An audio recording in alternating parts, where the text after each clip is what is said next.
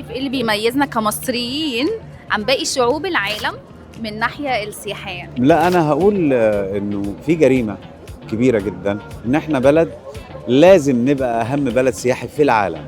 عندنا 3/4 اثار العالم، عندنا اهم حضاره او اقدم حضاره في تاريخ البشريه، اثارها ما زالت موجوده على الارض. يعني في حضاره زي حضاره بابل واشور في العراق قد حضارتنا، لكن اثارها مش موجوده على الارض زي الحضاره المصريه.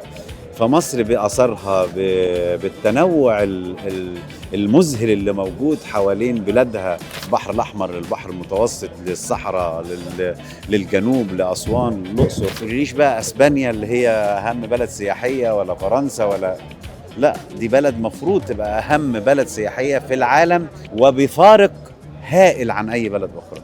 فمن ناحية ان احنا في ذيل البلاد السياحية او من حيث عدد السياح، تعرف ان في جريمة بترتكب تجاه هذا البلد، انها مش عارفة توصل للناس في العالم.